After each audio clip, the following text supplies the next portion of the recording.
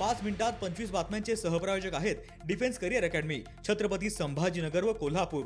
युवक युवतींनो, भारतीय सैन्यात घडवा अभिमानास्पद करिअर।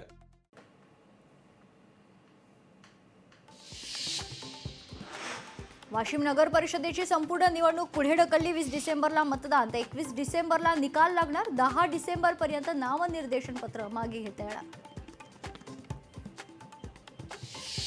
निवडणुकीमध्ये मतांचे विभाजन झालं नसतं तर आपला पराभव झाला नसता।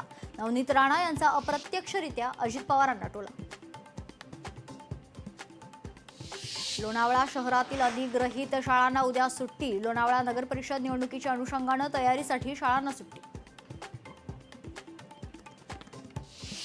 यवतमाळची निवडणूक पुढे ढकलू नये, निवडणूक 2 डिसेंबरला झाली पाहिजे, प्रहारचे उमेदवार बिपिन चौधरी यांचं वक्तव्य। रत्नागिरीत एकनाथ शिंदेंनी निलेश राणेंची भेट घेतली। घटनेबाबत सविस्तर माहिती घेऊन बोलणार, उपमुख्यमंत्री एकनाथ शिंदेंची प्रतिक्रिया। भुसावळ नगर परिषदेच्या 3 प्रभागांमधील निवडणूक पुढे ढकलण्यात आली। 20 डिसेंबरला मतदान, 21 डिसेंबरला मतमोजणी।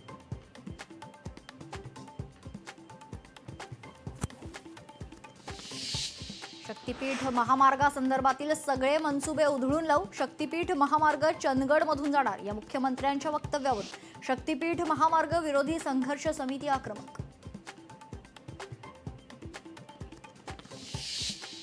मुंबई अहमदाबाद महामार्गावर अवैधपणे साठवलेल्या केमिकलच्या साठ्याला आग। नागरिक आणि पोलिसांकडून आग विझवण्याचं काम सुरू, आगीचं कारण अस्पष्ट।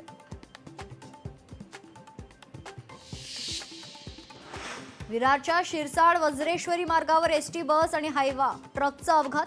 अपघातात बसचं नुकसान, राज्यमार्गाची दुरावस्था झाल्यानं अपघाताची मालिका सुरूच।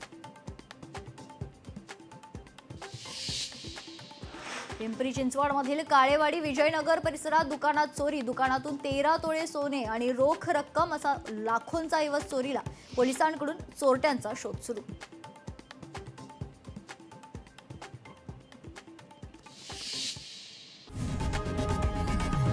लोकशाही मराठी ऐका, पहा, जागरूक रहा।